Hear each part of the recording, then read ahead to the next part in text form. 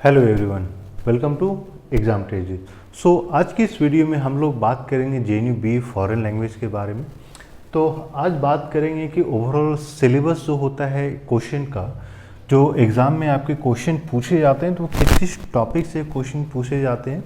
तो आज हम लोग इसी के बारे में थोड़ा सा डिटेल में डिस्कशन करेंगे और इसके साथ साथ हम लोग ये भी बात करेंगे जब भी आप प्रिपरेशन कर रहे हैं तो कौन कौन से इंपॉर्टेंट पॉइंट्स हैं जिसको आपको ध्यान में रखना है। तो JNU BA फॉरेन लैंग्वेज, तो जितने स्टूडेंट्स इस बार 2021 में एग्ज़ाम देने वाले हैं, आप लोग इस वीडियो को पूरा देखिए क्योंकि ये बहुत ही क्रिटिकल क्वेश्चन है। जितने स्टूडेंट का कॉल आता है क्लासेस के बारे में या कैसे प्रिपरेशन करना, उन सब का ये सवाल होता है। और ये चीज़ें बहुत सारे स्टूडेंट में जिन लोगों का सिलेक्शन लास्ट ईयर नहीं हुआ था, तो वहाँ पे भी ये चीज़ हम लोगों ने जब उन लोगों के साथ डिस्कस किया तो ये सारे पॉइंट्स निकल के आई थी जो आप लोगों के साथ हम लोग आज शेयर करेंगे। इससे ये है कि आपका इस साल का प्रिपरेशन अच्छा होगा, फिर आपका फाइनली सिलेक्शन हो सकता है।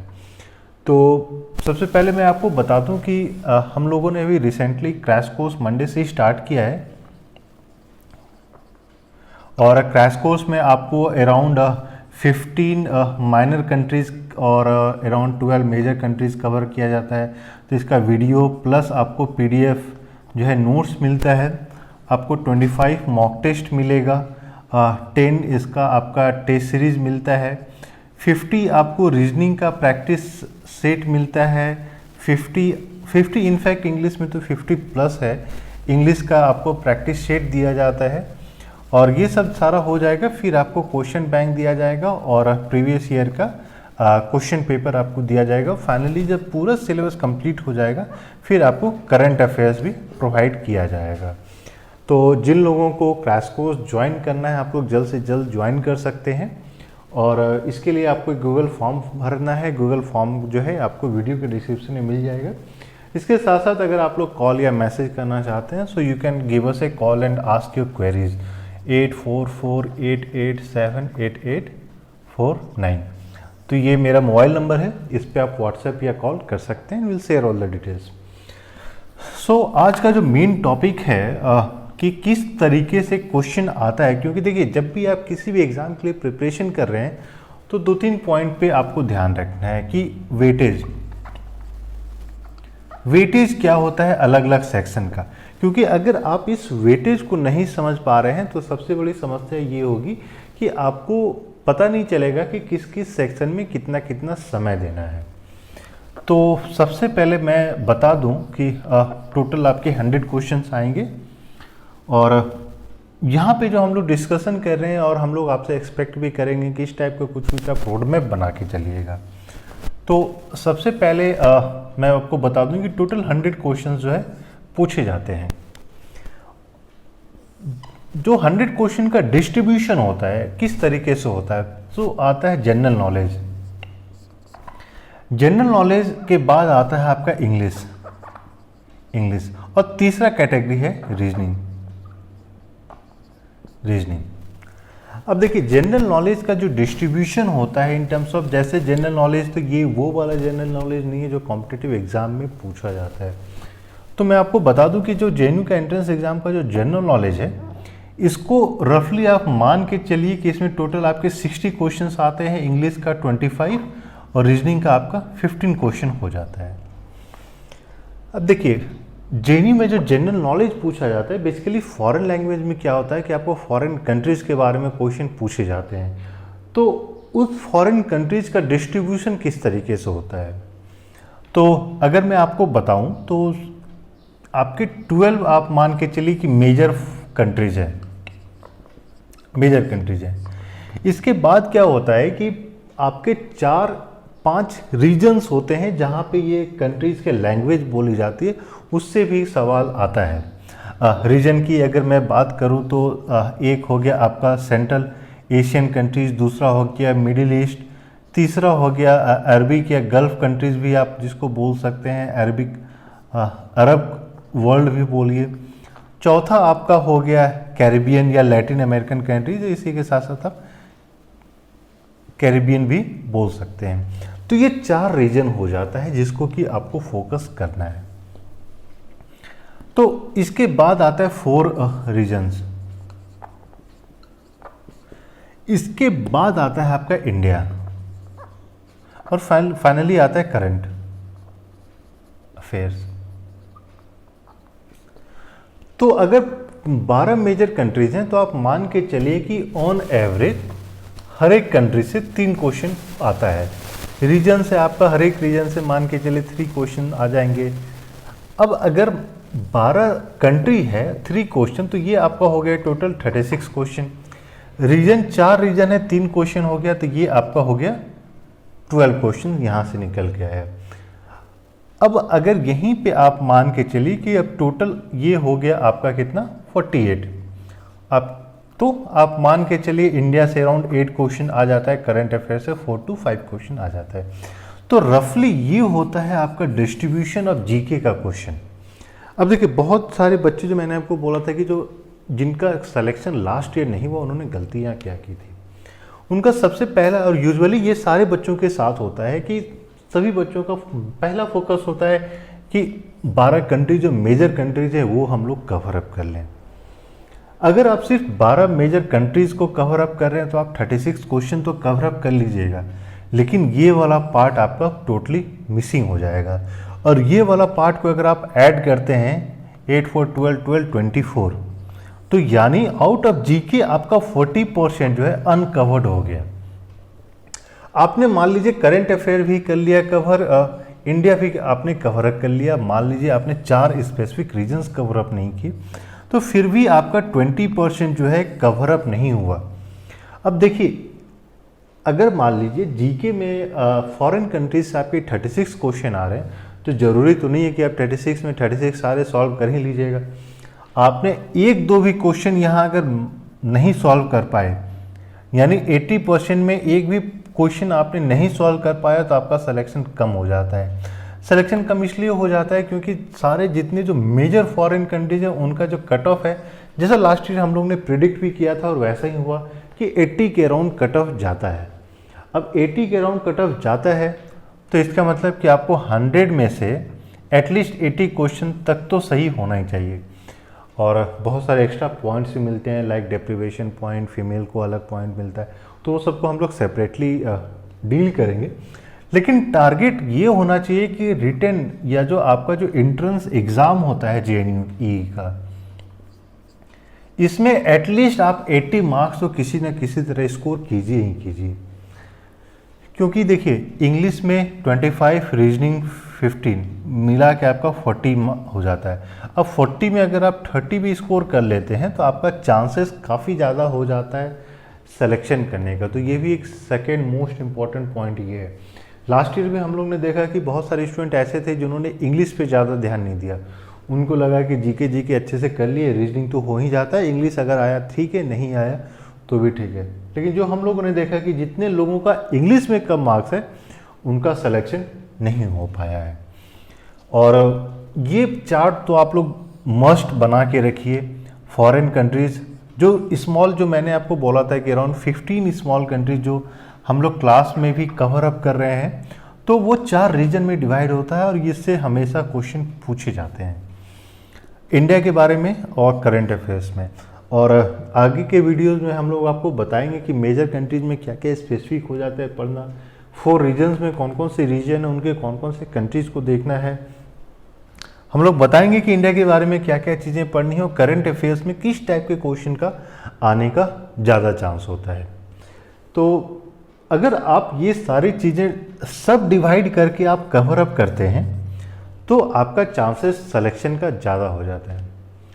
अब आते हैं कि किस तरीके से अपना, जब भी हम किसी भी चीज़ को प्रिपरेशन कर रहे हैं तो वेटेज डिस्ट्रीब्यूशन किस तरीके से होना चाहिए। क्योंकि अगर आप वेटेज डिस्ट्रीब्यूशन नहीं कर पा रहे हैं ढंग से, क्वेश्चन का डिस्ट्रीब्यूशन नहीं कर पा रहे हैं ढंग से, तो फिर चांसेस है कि आपको लगेगा कि आपने सिलेबस कंप्लीट कर लिया है, लेकिन आपका जो टॉपिक है वो सारा कंप्लीट नहीं हुआ है। तो मान लीजिए कि हम लोगों ने एक डायग्राम बना लिया। अब डायग्राम में क्या करना है कि आप लोग जो हम लोगों का अलग अलग टॉपिक होता है, जिस तरीके से क्वेश्चन पूछे जाते हैं, इस चीज़ को हम लोगों ने डिस्ट्रीब्यूशन कर लिया। मान लीजिए हम लोग के पास 100 क्वेश्चन है। 100 क्वेश्चन में आपका अगर फॉरेन कंट्रीज हम लोग देखते हैं तो यहाँ पे हो गया 36। अगर हम लोग रीजनल या फिर 4 रीजनल कंट्रीज देखते हैं तो ये हो गया आपका 12 क्वेश्चन। इसके बाद अगर हम लोग इंडिया देखते हैं, इंडिया, तो इंडिया में हो गया हमारे पास 8 क्वेश्चन। करंट अफेयर्स हो गया हमारे पास 4 क्वेश्चन। तो ये अगर आप ऐड कीजिएगा तो आपका 60 हो जाएगा। और वहीं अगर मान लीजिए हम लोग इंग्लिश देखते हैं तो इंग्लिश हो गया आपका 25 क्वेश्चन, रीजनिंग हो गया आपका 15 क्वेश्चन। हाँ, बहुत सारे लोगों का कन्फ्यूजन ये भी हो रहा है कि इंग्लिश में क्या पढ़ना है नहीं पढ़ना है, क्योंकि कुछ लोगों के कॉल्स आ रहे थे। अब वो लोग कहीं कहीं क्लासेस ले रहे हैं, अब उनको नाउन प्रोनाउन एडजेक्टिव पता नहीं क्या क्या पढ़ाया जा रहा है। अब वेल एंड गुड, किसी को वो चीज़ पढ़ना है या पढ़ाना है तो उसमें हम लोग कुछ नहीं बोल सकते। लेकिन इंग्लिश के लिए इम्पॉर्टेंट ये होता है आपको देखना कि प्रीवियस ईयर क्वेश्चन पेपर में आपको क्या क्या इम्पॉर्टेंट है पढ़ना। देखिए, वेबसाइट पे आप देखिएगा कि बहुत सारे जगह पे आपको मिल जाएगा सिलेबस, चाहे वो जेएनयू का हो चाहे कॉम्पिटिटिव एग्ज़ाम का हो। और बहुत सारे लोग ये करते हैं कि किसी भी वेबसाइट से कॉम्पिटिटिव एग्ज़ाम का जो सिलेबस होता है उसको छाप लेते हैं और जेएनयू के लिए भी कुछ कुछ अब पढ़ाना ही है तो कुछ कुछ पढ़ा देते हैं, लेकिन वो थोड़ा डिस्टर्बिंग हो जाता है। तो उस चीज़ को आपको ध्यान में देना है। और इंग्लिश में क्या क्या इंपॉर्टेंट है इसमें हम लोग आपको सेपरेटली भी बताएंगे। तो ये आपका टोटल अगर आप इसको कीजिएगा तो हो गया 100। अब देखिए कि इस तरीके से डिस्ट्रीब्यूशन आपको पता चल जाएगा। जो सबसे पहला वेटेज आपको देना है ये आपका पहला ये हो गया फॉरेन कंट्री। लेकिन इसके साथ ही अगर आप टोटल मैप करते हैं तो आप देखिएगा कि दूसरा जिसको वेटेज देना है वो इंग्लिश है, ना कि regional countries, India, current affair. और लोग यहीं पे मैक्सिमम लोग जो है यहीं पे मिस्टेक कर जाते हैं। वो लोग सोचते हैं कि क्योंकि ये इंडिया है, करंट अफेयर्स है, करंट अफेयर्स इंपॉर्टेंट है, उससे क्वेश्चन आएंगे, वो लोग करंट अफेयर्स पे ज़्यादा समय दे देते हैं। तीसरा आपका आ जाता है रीजनिंग। रीजनिंग हम लोग आपको सेपरेटली वीडियो में बताएंगे कि किस टाइप के रीजनिंग पूछे जाते हैं और आपको किस तरीके से वो सारी चीज़ें प्रैक्टिस करनी है। फोर्थ आपका आ जाता है in terms of regional countries. Fifth आपका इंडिया आ जाता है। तो इस तरीके से आप पूरे अपने टाइम को, अपने जो एक ये चार्ट बन गया कि किस टाइप का आपका क्वेश्चन का डिस्ट्रीब्यूशन है, वेटेज का डिस्ट्रीब्यूशन है। अब इसी के बेसिस पे आपको क्या करना है कि अपने डेज को डिस्ट्रीब्यूट करना है। अब देखिए, यूजुअली मार्च तक फॉर्म आ जाता है, इस बार नहीं आया तो दिस मीन्स कि एग्ज़ाम जो है जून से पहले नहीं होगा। जून से पहले इन द सेंस कि यू हैव एटलीस्ट 100 डेज, आपके पास 100 दिन है। तो अगर 100 मार्क्स है, 100 दिन है, तो इसको किस तरीके से आप डिस्ट्रीब्यूट कीजिएगा। अगर मार्क्स अनुसार से डिस्ट्रीब्यूट करते हैं तो फॉरेन कंट्रीज़ के लिए आपको 36 डेज चाहिए, इंग्लिश के लिए आपको 25 डेज चाहिए, रीजनिंग के लिए आपको 15 डेज चाहिए, करंट अफेयर्स के लिए 4 डेज, इंडिया के लिए 8 डेज, रीजनल कंट्रीज़ के लिए 12 डेज। एक तो सिंपल डिस्ट्रीब्यूशन ये हो गया। लेकिन आप देखिएगा कि शायद इंग्लिश के लिए आपको 25 दिन की ज़रूरत नहीं है, शायद इंग्लिश 10 डेज में भी आप कंप्लीट कर सकते हैं, क्योंकि यहाँ पे एंटोनिम, सिनोनिम है, कॉम्प्रिहेंशन है, तो सारी चीज़ें हम लोग सेपरेटली भी आपको बताएंगे। तो अगर आप 10 डेज में कंप्लीट कर सकते हैं या मान लीजिए आप 15 डेज में कंप्लीट कर सकते हैं तो फिर भी आपके पास 10 डेज का एक्स्ट्रा समय मिल रहा है। प्लस अगर आप रीजनिंग की बात करते हैं, आप लगातार रात दिन एक करके रीजनिंग का प्रैक्टिस करते हैं ना, तो फिर भी आपके पास 10 डेज सफिशिएंट है, तो प्लस 5 डेज और मिल गया आपके पास। तो ये 15 डेज को आप ये कर सकते हैं कि 5 डेज आपने इधर बढ़ा दिया, इंडिया के लिए मान लीजिए 4 डेज और बढ़ा दिया, 5 4 9 हो गया। मान लीजिए आपके पास बचा करंट अफेयर्स के लिए 2 डेज और बढ़ा दिया, 9 to 11 हो गया। अब रीजनल कंट्रीज के लिए आपने 4 डेज और डिस्ट्रीब्यूशन कर दिया। तो इस तरीके से एक तो आपका हो गया क्वेश्चन का डिस्ट्रीब्यूशन, वेटेज डिस्ट्रीब्यूशन, और ये पैटर्न करने से आपका हो जाएगा टाइम डिस्ट्रीब्यूशन।